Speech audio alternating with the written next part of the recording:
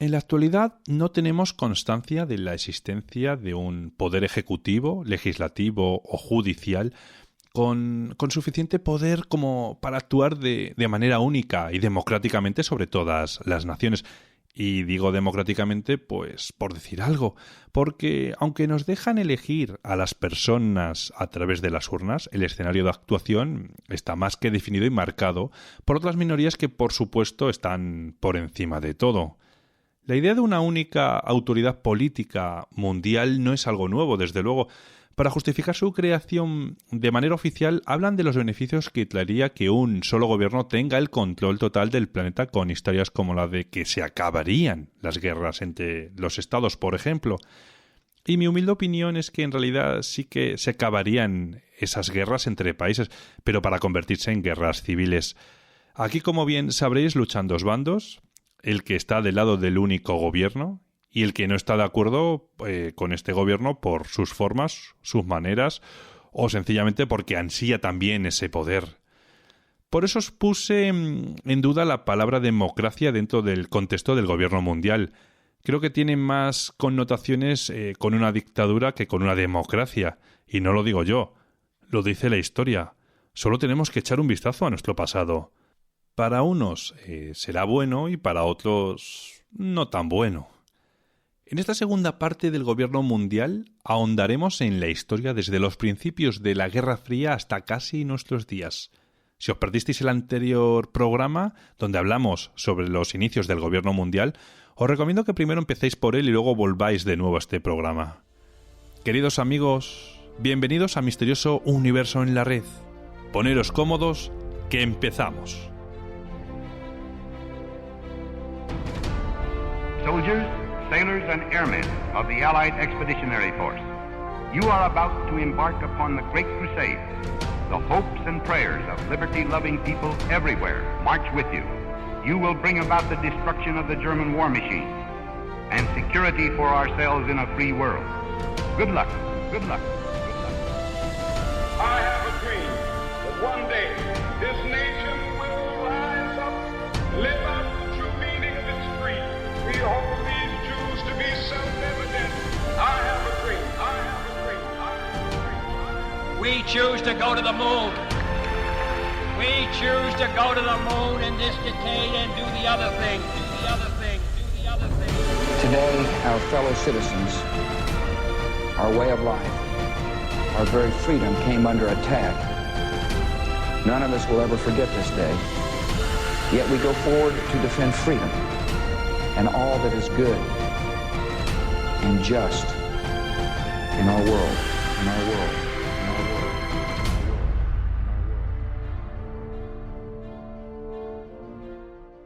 Hola, muy buenas, Samuel, ¿qué tal? ¿Cómo estás? Muy buenas, Víctor. Pues bien, aquí ya para hacer la segunda parte de esta serie. Pues mira, ya que lo comentas, Samuel, en la primera parte de este especial nos has dado algunas bases históricas que demuestran que el tema del gobierno mundial no tiene nada de secreto, nada de etéreo y nada que ver con manos de fuera de este planeta controlándolo con los destinos de nuestro mundo. Hemos dejado sentado también que el gobierno mundial es un proyecto político en el que participan en conjunto potencias mundiales y económicas que a la vista de la gente pues puedan parecer como enemigos, como pueden ser Rusia o China por un lado y quizás los Estados Unidos e Inglaterra por el otro. ¿Qué te parece si hacemos una breve recapitulación de los puntos más importantes del anterior programa y de paso recomendar y animar a quien no lo haya escuchado la primera parte pues que lo haga? Claro que sí, Víctor. Como siempre, pues primero empezar agradeciéndote la invitación y agradeciendo también a los amables oyentes siempre tan receptivos y participativos en los programas que hemos hecho, incluso en las cápsulas pequeñas que hemos estado subiendo ahora. Pues para recapitular un poco podríamos empezar mencionando que el asunto del gobierno mundial siempre ha sido un objetivo en la mente de las élites y podemos citar autores como Aldous Huxley, Bertrand Russell y H.G. Wells, que cada uno de ellos abordó el tema del gobierno mundial desde una perspectiva diferente, siendo estas el punto de vista distópico, sociológico y político respectivamente. También vimos cómo estas ideas del gobierno mundial se consolidaron con la creación de un nuevo sistema económico mundial, con los acuerdos de Bretton Woods, y posteriormente con la creación de las instituciones de gobernanza global después de la Segunda Guerra Mundial, ¿no? Como lo son la ONU, la UNESCO, el Banco Mundial, el Fondo Monetario Internacional, la Organización Mundial del Comercio, la Federación Mundial de la Salud Mental, la Organización Mundial de la Salud, la OTAN, bueno, y todas sus derivadas, ¿no? También vimos que estos organismos de gobernanza global habían sido proféticamente descritos en el libro de Clarence Street, que por cierto en el programa anterior dije que se publicó en 1939, antes de la guerra, pero lo cierto es que yo cometí un pequeño error. En realidad el libro fue presentado en 1938 y se publicó ya oficialmente en 1939, es decir que un año antes del estallido de la guerra ya estaba listo el proyecto de lo que seguiría al orden mundial, ¿no? También hablamos sobre 3 personajes muy importantes que impulsaron la idea de crear lo que llaman un Estado mundial, que fueron John Rollin Rees, George Brooke y Harry Stack Sullivan.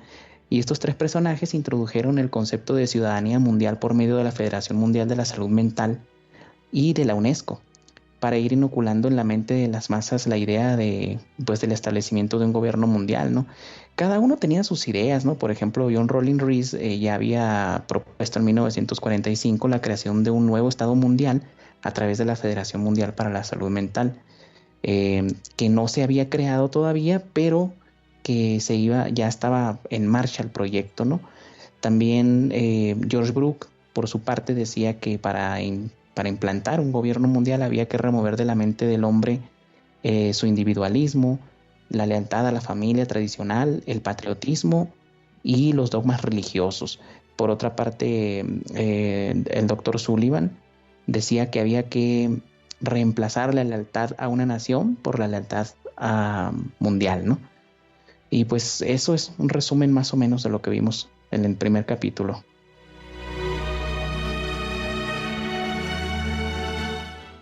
Perfecto, Samuel. Pues me gustaría que en esta segunda parte empecemos con una pregunta que se quedó pendiente, ¿no? Y ya que este tema pues lo conocían los círculos académicos más importantes de las principales potencias vencedoras de la Segunda Guerra Mundial. ¿Hubo alguna reacción negativa contra la propuesta de establecer un gobierno mundial que propusieron estas potencias? Hubo varias reacciones negativas, de hecho, Víctor. La más clara de todas pues fue la del nacionalsocialismo alemán y la del fascismo italiano, y fue tan férrea esa reacción que fueron incluso a una guerra de destrucción total, ¿no? Pero una de las que yo considero más importantes es la de George Orwell, que por cierto hicimos un programa sobre él en tu programa. Bueno, Orwell publicó en julio de 1939 un artículo en el Adelphi Magazine titulado Not Counting Niggers, es decir, sin contar a los negros, y criticó fuertemente la propuesta de Union Now de Clarence Street porque, de acuerdo a Orwell, proponía un gobierno mundial creado y dirigido exclusivamente por y para países blancos, y criticaba que las potencias vencedoras de la Segunda Guerra Mundial buscaran una supuesta paz y al mismo tiempo propusieran crear una fuerza militar avasalladora y aún así se autodenominaran el bloque de la paz, un concepto por cierto muy orwelliano. Yo en mi libro El mundo detrás de las cortinas, por cierto, escribí que Orwell no se basó en una fantasía para escribir su libro 1984, sino en la cruda realidad, y este artículo que escribió lo demuestra perfectamente, ¿no? Bueno, en este artículo Orwell mencionaba que el libro You Know Now era la teoría del rebaño de las ovejas y las cabras en su máxima expresión, ya que si no podías aceptar la forma en que se presentaba el proyecto del gobierno mundial, simplemente no podías ser parte de él. También mencionaba que el objetivo mundial de Union Now agrupaba fríamente a los enormes imperios británico y francés junto a Estados Unidos como simples mecanismos para explotar mano de obra barata en otros países bajo el título o el disfraz de democracias, ¿no? Y no solamente eso, Orwell hace también una observación que para 1939 era muy visionaria y que por cierto resultó correcta. Dijo que algo olía mal en la propuesta del gobierno mundial de Union Now, porque se preguntaba qué pasaría si Estados Unidos no respetaba la autoridad de los otros miembros y tomaba un rol predominante. Y si esto pasaba, ¿qué haría Francia e Inglaterra? Recordemos que él todavía no publicaba su famosa obra 1984, ¿no? Que publicó en 1948. Por eso llama la atención que previsualizara eso. Y lo que Orwell se cuestionaba efectivamente ocurrió, Víctor, como ha quedado ampliamente demostrado con el avasallador poder que acumuló Estados Unidos después de la Segunda Guerra Mundial.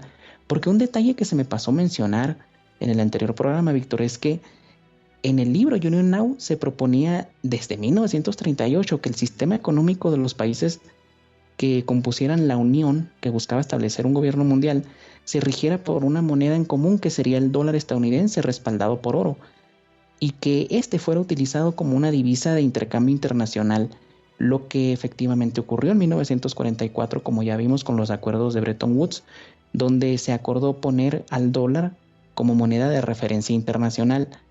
Pero durante la guerra de Vietnam, Estados Unidos abusó de esa confianza, como había predicho Orwell, y se puso a imprimir y enviar miles de millones de dólares al exterior para financiar la guerra. Y fue cuando Francia e Inglaterra, como había predicho Orwell, reaccionaron y le pidieron a Estados Unidos la restitución de sus reservas de dólares en oro. Pero al mismo tiempo, esto que parecía poner en peligro el poder del dólar tuvo un efecto contrario, porque pareció hacer cumplir la idea de Clarence Street, porque cuando Richard Nixon en los años 70 declaró a Estados Unidos sin impago, porque ya no podía responder a las obligaciones con sus acreedores con oro, adoptó en alianza con Arabia Saudita el sistema del petrodólar, y fue así como el dólar logró imponerse como divisa de intercambio mundial, lo que le otorgó a Estados Unidos unos derechos feudales por sobre las demás naciones, ¿no? Ya que al convertirse el dólar en la divisa de intercambio mundial, los países debían hacer sus transacciones en dólares, y por cada transacción que se hace entre países, Estados Unidos tiene el derecho de quedarse con un porcentaje de esa transacción. Es simplemente una especie de colonialismo financiero mundial, porque supuso que los precios de las materias primas y sobre todo el petróleo pasara a expresarse en dólares. Entonces, supongamos que un país X necesita comprar petróleo. Para comprarlo, primero deberá comprar dólares. Por eso siempre digo que la forma de pensar de Orwell era francamente fenomenal, casi como un Nostradamus moderno, pero sin tanta palabrería, ¿verdad?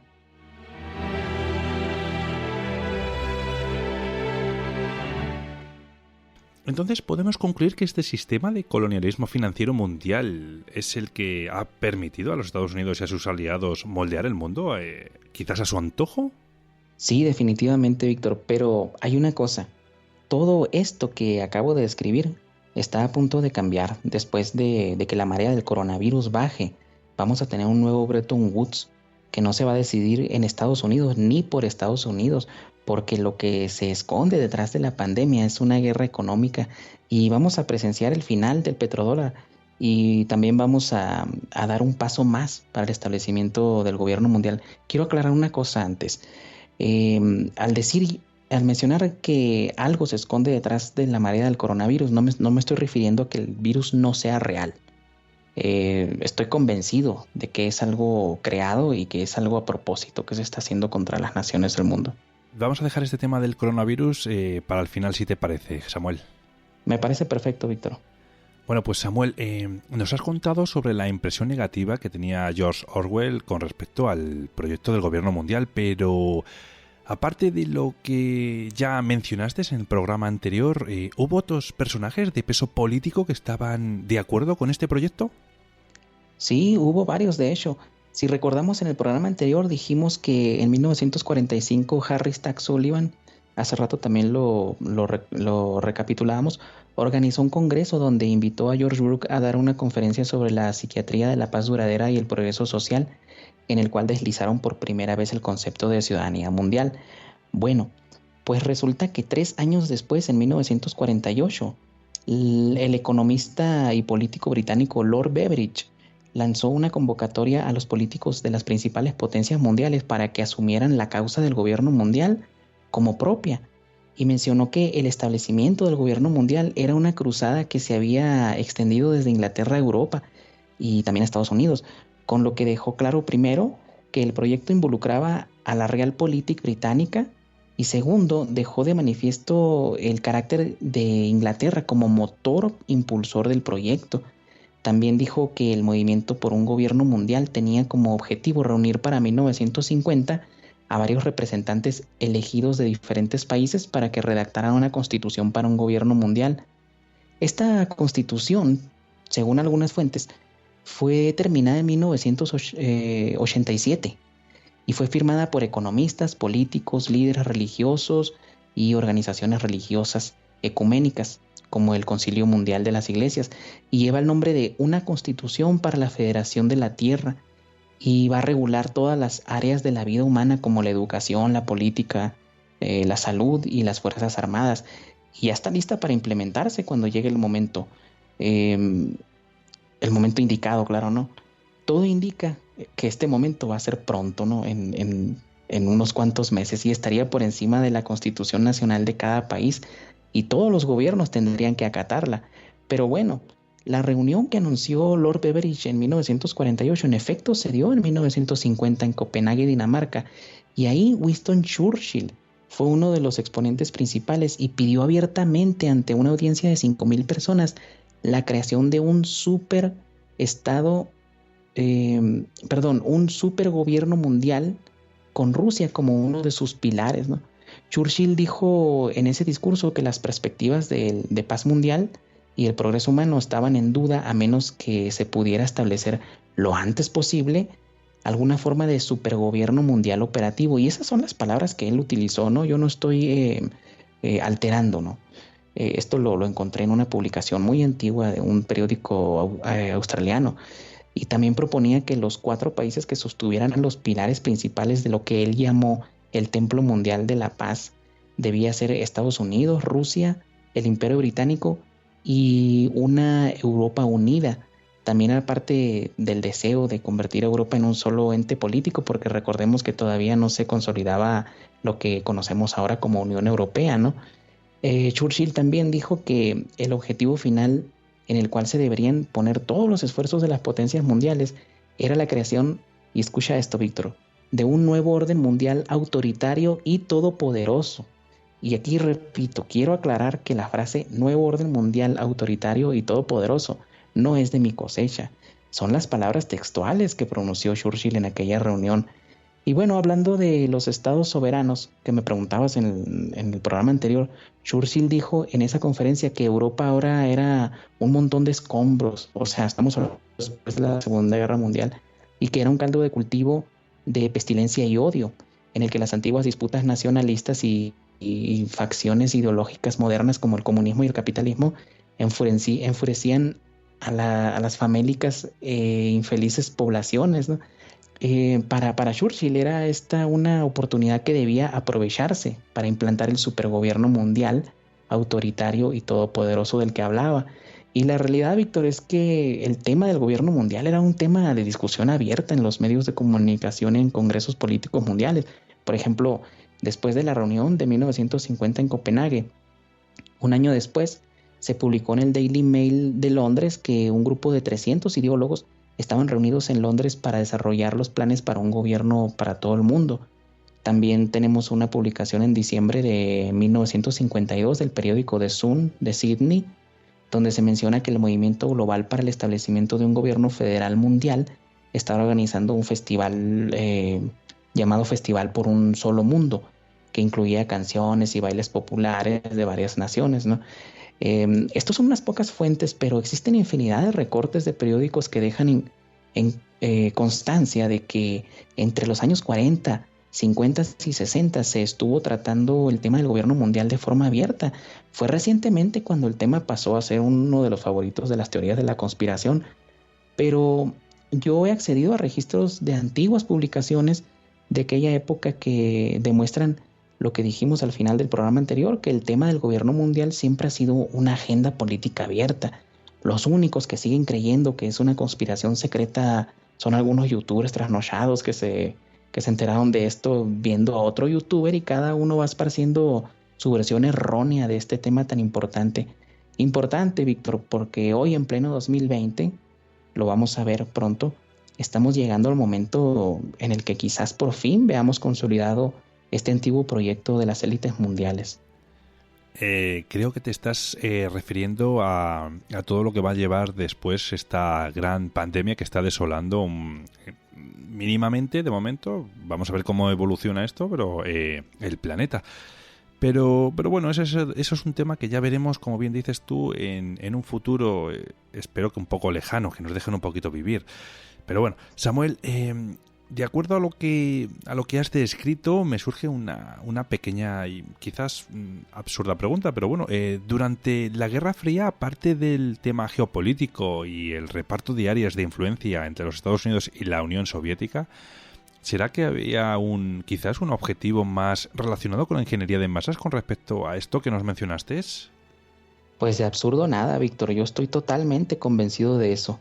Yo soy de la idea de que aparte del reparto del mundo que se hicieron, otros objetivos primarios de la Guerra Fría fueron por una parte llevar adelante un ejercicio de ingeniería social para sembrar el miedo en todo el planeta y lograr crear un sentimiento común de unidad, porque durante todo el periodo de la Guerra Fría se hacían ejercicios de ataques nucleares en las primarias, en las oficinas, en los hogares, en los espacios públicos, en fin, prácticamente no había un momento de paz en el mundo. De una forma bastante comparable a lo que estamos viviendo hoy en día con el coronavirus. Pero, por cierto, una película de Stanley Kubrick que quiero recomendar es de Doctor Strangelove, ya que retrata el ambiente psicótico de la Guerra Fría, ¿no? En español creo que se llama El teléfono rojo. Pero bueno, por otro lado, Víctor, hay un objetivo que ha pasado desapercibido para muchos analistas. Yo defiendo la idea de que la Guerra Fría buscaba borrar de la mente de las masas el recuerdo de que había otras formas de hacer las cosas, es decir, otros modelos políticos, económicos, aparte del capitalismo y el desastroso comunismo, ¿no? El tenso ambiente de la Guerra Fría y el estrés constante al que sometieron al mundo logró, por una parte, borrar por completo aquellos sistemas que realmente ponían en riesgo al capitalismo e inocular en la mente de las masas la idea de que solo hay dos formas de hacer las cosas: o eres capitalista o eres comunista.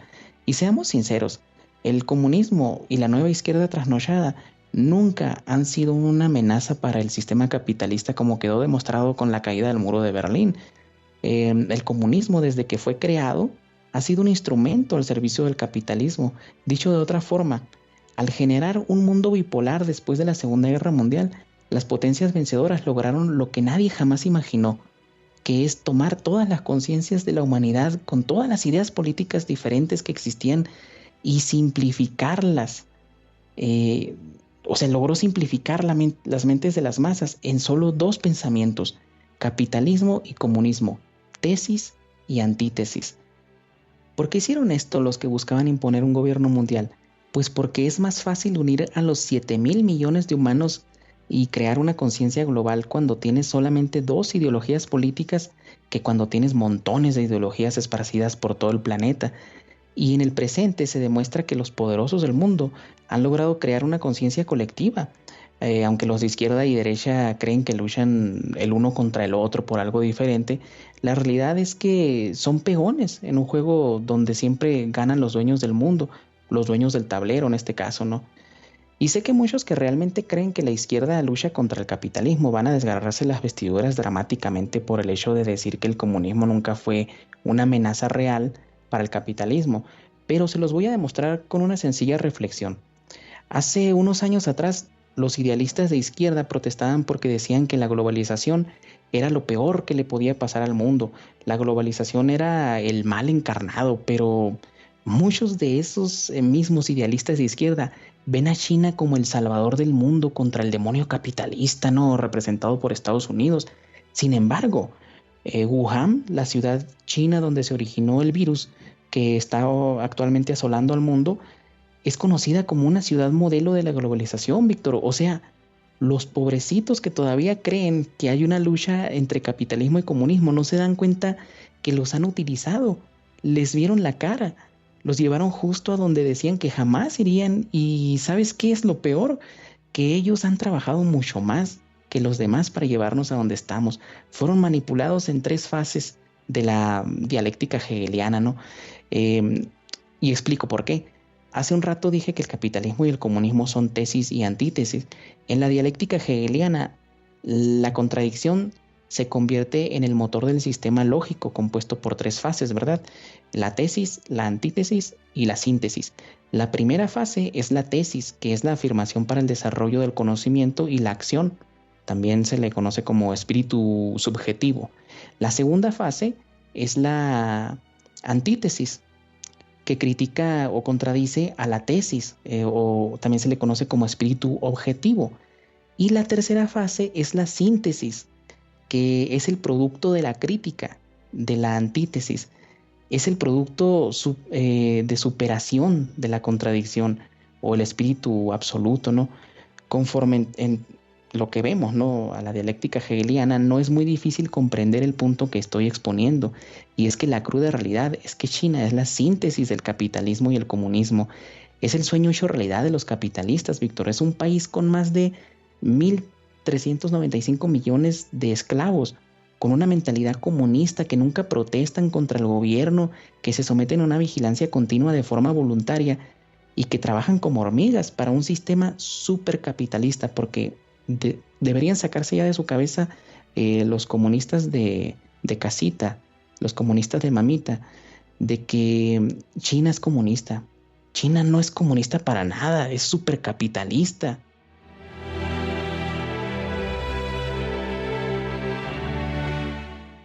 Sencillamente, Samuel, es impresionante como para muchos de nosotros estas cosas pasan totalmente desapercibidas.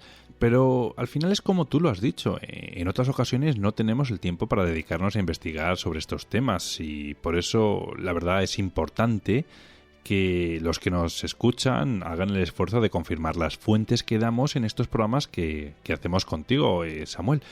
Y con respecto a lo que hasta ahora hemos hablado, dime una cosa. ¿Cómo es que logran las élites y los gobiernos llevar a cabo operaciones psicológicas a una escala global sin que nos percatemos de ello? ¿Cómo nos llevan hasta este estado mental de psicosis colectiva? Muy interesante pregunta, Víctor. Lo que pasa es que, como hemos dejado sentado en el programa anterior, los gobiernos y las élites que gobiernan estos gobiernos han aprendido bastante sobre el funcionamiento de la mente humana desde mucho antes de la fundación del Instituto Tavistock, ¿eh? Aunque parezca algo imposible de creer, algo difícil de masticar, una realidad indiscutible es que las élites nos conocen mejor de lo que nosotros mismos nos conocemos. En otros programas que hemos grabado, hemos visto cómo se ha venido desarrollando el campo del estudio de la psicología de masas y el cambio de conducta de los individuos. Tenemos el claro ejemplo del Instituto Tavistock. En una época temprana desarrollaron este campo personajes como los ya mencionados John Rollin Rich, George Brooke, Harry Stack, pero también participaron bastante en esto Kurt Lewin y Wilfred Bion. Sin embargo, este campo dio un salto en 1965 cuando Eric Trist y Fred Emery, 2 psiquiatras también del Instituto Tavistock, desarrollaron lo que se conoce como la teoría de la turbulencia social. Esta teoría postula que se puede ablandar a una población por medio de fenómenos colectivos como desabastecimiento de energía eléctrica, colapsos económicos, ataques terroristas y movimientos sociales diseñados artificialmente que provocan un cortocircuito con los estándares morales de la sociedad, ¿verdad? Lo interesante es que la teoría dice que si los shocks son administrados con frecuencia y cada vez más intensos, cabe la posibilidad de dislocar a los individuos psicológicamente y conducirlos a aceptar medidas extraordinarias que de otra manera no serían, o sería imposible más bien imponerlas. Y a finales de los años 60 y durante la década de los 70 hubo un gran avance en el campo de las operaciones de baja intensidad y las operaciones psicológicas también, que hicieron posible afianzar aún más el control sobre las masas por medio de la manipulación de las emociones y la creación de imaginarios.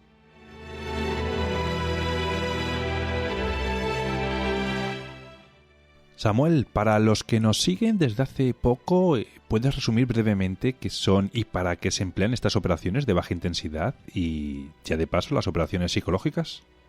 Sí, a grosso modo voy a explicarlo porque es un tema bastante largo que nos ocuparía un programa completo, pero es importante explicarlo aunque sea por encima para que la gente comprenda a lo que estamos enfrentándonos, ¿no?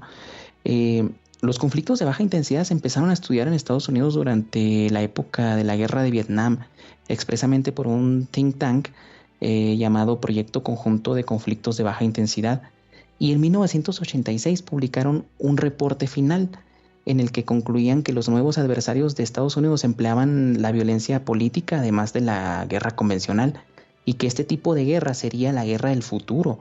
Y es que los conflictos de baja intensidad, Víctor, combinan varios elementos que pueden ser militares y políticos, entre los cuales destacan la creación artificial de problemas sociales, problemas económicos y políticos también, en una nación objetivo, ¿no? Lo que crea un terreno fértil para el desarrollo de la insurgencia y conflictos internos que ponen en peligro la estructura gubernamental y social. Lo interesante del reporte final es que otra de las conclusiones era que para obtener el apoyo popular para implementar medidas extraordinarias contra tu propia población, era necesario crear un tipo de conflicto al interior del país que te permitiría implantar ideas y medidas que de otra forma sería imposible implantarlas. Vale aquí poner el ejemplo de los ataques de falsa bandera como el 11S o los movimientos incluso como el feminismo terrorista y las ideologías de género. Para llevar a cabo las operaciones de baja intensidad, el comité propuso crear una fuerza especial para operar en un entorno de baja intensidad y definir la aplicación de las misiones de las operaciones psicológicas. ¿Qué son estas? Como me preguntabas, son un tipo de operaciones diseñadas con el objetivo de transmitir información o desinformación específicamente seleccionada y diseñada para influir en las emociones y el razonamiento objetivo de las masas. Vale decir aquí manipulación mental a través de los mass media nada más. Entonces, Víctor, es por medio de las operaciones psicológicas de baja intensidad que nos llevan a este estado de psicosis colectiva. Me gustaría recalcar algo aquí. Esto que hemos mencionado, la forma en que nos llevan a la psicosis colectiva, se relaciona con lo que Carol Quigley describe en su libro Tragedia y Esperanza, que ya mencionamos en la primera parte, donde mencionó que los franceses después de la Primera Guerra Mundial estaban tan traumatizados que unánimemente pidieron que la Liga de Naciones, la recién creada Liga de Naciones, estableciera un gobierno mundial para garantizar la seguridad de los Estados miembros. Entonces debemos comprender que ese es el modus operandi preciso con el que nos van a llevar a un estado de psicosis colectiva, en el que nos vamos a encontrar totalmente sin salida. Ningún problema va a parecer tener solución y vamos a acabar pidiendo casi de rodillas que se establezca un gobierno mundial que solucione el caos, ¿no? Problemas creados por ellos mismos que controlan el mundo, ¿no? Y ellos mismos que han creado estos problemas nos van a ofrecer la solución. Otra vez dialéctica hegeliana, ¿no? Problema, reacción, solución. Crean un problema para provocar una reacción en las masas y ellos mismos ofrecen la solución al problema que ellos mismos crearon. Vale. Ahora, Samuel, ya comprendo yo por dónde va todo esto, claro. O sea que los shock a los que nos han venido sometiendo a través de la historia han ablandado a la humanidad para dejarnos propensos para aceptar o pedir el gobierno mundial sin ninguna duda, claro. Exactamente, eventos como la Guerra Fría y la amenaza nuclear, el cambio climático, las guerras en Medio Oriente, las crisis económicas, la inmigración descontrolada, las ideologías destructivas derivadas de la nueva izquierda que atacan la estructura familiar, la pérdida de amor por nuestro país e incluso, Víctor, aunque a muchos les va a repeler, la desvalorización y el desprestigio que ha sufrido la Iglesia Católica ha sido intencional. Y ojo, yo no defiendo a ninguna religión, pero es la verdad. Solo hay que recordar lo que dijo George Brooke, lo que ya hemos mencionado, que para alcanzar un gobierno mundial era necesario remover de la mente del hombre su individualismo, su lealtad a la familia tradicional, al patriotismo nacional y a los dogmas religiosos. Reemplazar la lealtad a una nación por la lealtad mundial era un objetivo clarísimo para ellos, ¿no? Explicar más claro esto es imposible porque las mismas palabras de los gestores del gobierno mundial nos explican todo clarísimo, Víctor. Y Samuel, en épocas más recientes, ¿qué es lo que se ha hecho para reemplazar la lealtad a una nación por la lealtad mundial?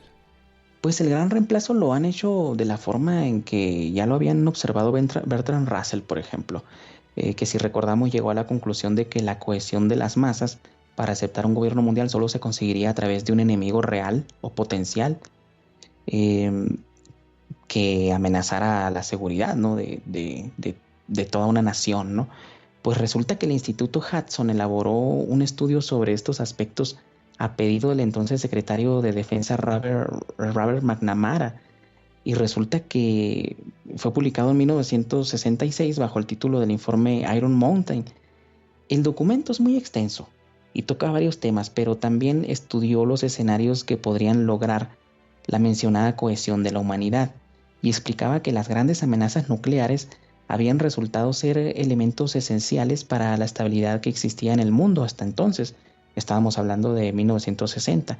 Y es que el miedo que infundía el tema de la amenaza nuclear fue explotado por muchos de los ideólogos del gobierno mundial. Por ejemplo, en 1954, el destacado físico nuclear australiano Marcus Oliphant publicó en el London Star una carta que fue bastante publicitada, en la que decía lo siguiente, y te lo leo textual porque lo tengo aquí: en mi opinión, ha llegado el momento de intentar seriamente una vez más establecer una autoridad mundial con una fuerza policial adecuada para imponer la paz a todas las naciones, ya que los acuerdos solemnes son de poca utilidad porque las naciones independientes se permiten mantener fuerzas armadas que no son precisamente para garantizar su propia paz interna. Y remataba diciendo: las dificultades que enfrentan las naciones hoy son inmensas, pues todas las sospechas y temores mutuos han dividido al mundo virtualmente en dos bloques de fuerzas armadas nucleares, la democracia y el comunismo. O sea que de las observaciones que hicieron personajes como Bertrand Russell, los ideólogos del gobierno mundial comprendieron que se debía crear un enemigo real o ficticio cuya amenaza a la humanidad inspirara el sentimiento de unidad mundial. Es por eso que durante la época inmediata a la Segunda Guerra Mundial se le dio mucha manija al tema del peligro que representaba para el mundo si estallaba una guerra nuclear entre Estados Unidos y la URSS. Entonces este tipo de publicaciones que infundían el miedo, Víctor, y sobre todo el cine, que siempre ha sido uno de los medios más eficaces para dirigir la opinión pública a las masas, iban creando un miedo colectivo que, si bien no consiguió unir a las masas del mundo en una conciencia global para aceptar ya de lleno un gobierno mundial, sí logró por lo menos demostrar que por medios propagandísticos se podía inocular un pensamiento común en las masas, porque ¿quién en aquella época no le tenía miedo a una guerra nuclear después de lo que había pasado en Hiroshima y Nagasaki, ¿no? Pero volviendo al informe Iron Mountain, hay otros aspectos bien interesantes que podemos encontrar. Resulta que estos expertos observaron que un sistema económico, y esto hay que poner atención, Víctor, un sistema económico tan avanzado y complejo como en el que vivimos requiere de la destrucción planificada cada ciertos periodos de tiempo. Ese detalle me gustaría que mantuviera la gente en la mente. Y también llegaron a una conclusión muy parecida a la de Bertrand Russell, pero la expresaron de una manera diferente. Y te la voy a leer textualmente, ¿no? Dice: la aceptación de la existencia de una amenaza externa real o ficticia resulta esencial para lograr la cohesión social y la aceptación incondicional de la autoridad política. Esta amenaza debe ser creíble y debe ser de una magnitud acorde con la complejidad y el tamaño de la sociedad a la que amenaza, y debe aparecer como mínimo afectando a la sociedad en su conjunto. Y mira, Víctor, quiero pedir por favor a los oyentes que antes de juzgar erróneamente lo que decimos, ponga atención a esta conclusión a la que llegaron los expertos del informe Iron Mountain, porque nos va a abrir los ojos. Dice: en términos generales, el poder que se presume de semejante enemigo debe ser lo suficientemente importante como para generar un sentido individual de lealtad hacia una sociedad, y debe ser proporcional al tamaño y complejidad de esa sociedad. Hoy en día, por supuesto, ese poder debe ser de una magnitud y terror sin precedentes. Y agrega, y pongan mucha atención aquí, porque es sobrecogedor, francamente.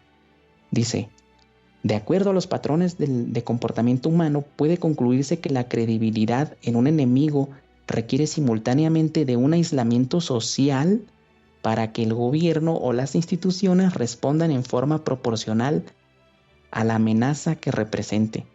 ¿Te das cuenta, Víctor? Y amigos que nos escuchan, con todo el contexto que estamos viviendo bajo esta amenaza del coronavirus, ¿qué quiere decir todo lo que hemos descrito? En pocas palabras, para lograr que la sociedad acepte una autoridad sin cuestionarse nada, deben crearnos una amenaza real o ficticia que nos aterrorice a las personas con la idea de que vamos a ser aniquilados totalmente. Y dado que dicha amenaza debe ser proporcional al tamaño de la sociedad a la que amenaza, yo me hago las siguientes preguntas, Víctor. Si se quiere hacer aceptar a todo el mundo una serie de reglas autoritarias como el reseteo del sistema monetario internacional, como la implantación de una ley marcial a nivel mundial y la imposición de un gobierno mundial, a final de cuentas, ¿qué clase de cosa podría amenazar la seguridad de toda la humanidad y obligarla a aislarse en sus casas? ¿Qué amenaza puede ser de una magnitud y terror sin precedentes? ¿Acaso un virus? ¿Y qué mejor que ese virus al mismo tiempo destruya la economía mundial como recomendaron los expertos de Iron Mountain?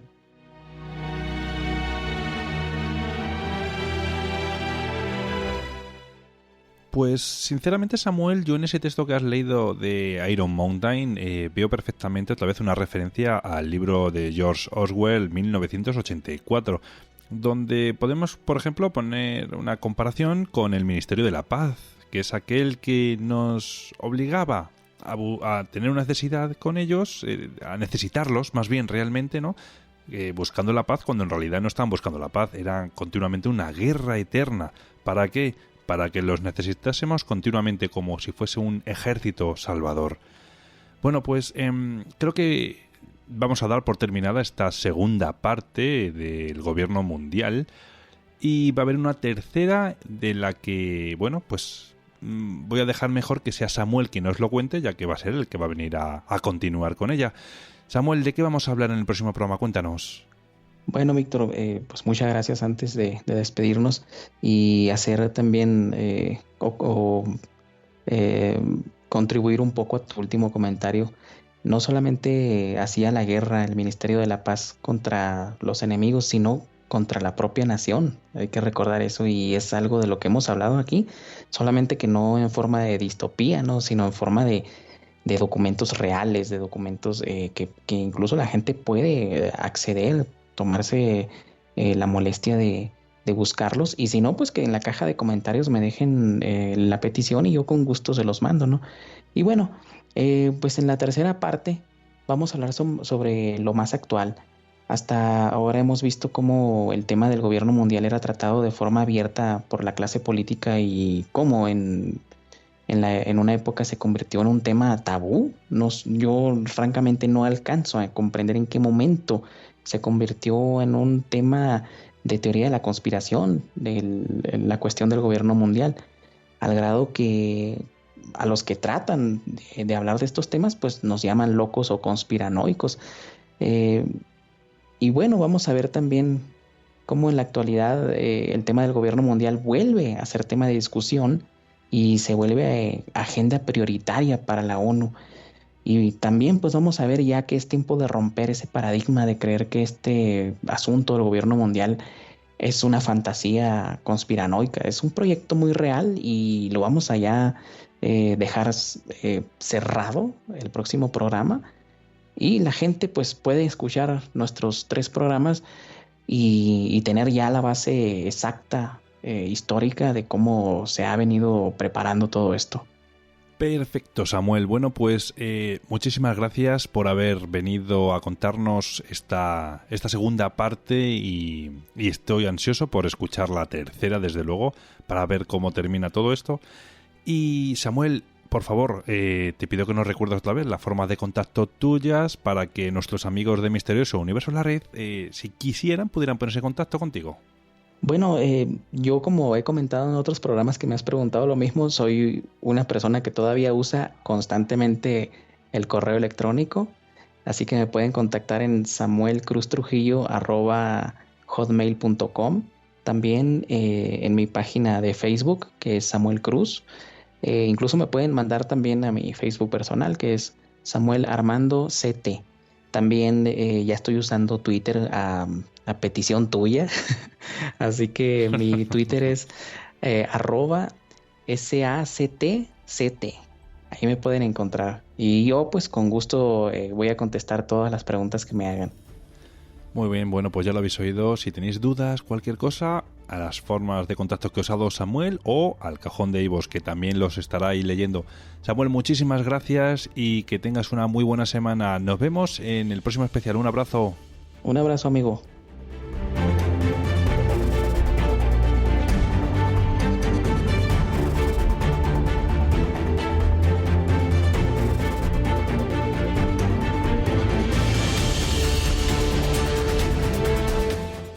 Y ahora yo os voy a pasar también a recordar las formas de contacto de nuestro programa.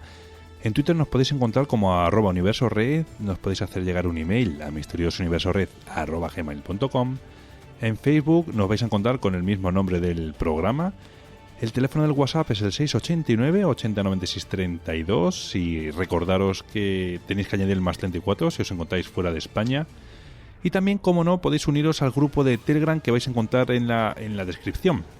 Espero de verdad que hayáis disfrutado del programa de hoy y de Samuel, que la verdad que nos está contando cosas muy interesantes y por lo menos para un servidor bastante desconocidas, y que entre todos, bueno, pues podamos aprender un poquito más gracias a este amigo, a este colaborador del programa. Así que os deseo que tengáis una muy buena semana y nos vemos en el próximo programa. Un fuerte abrazo para todos.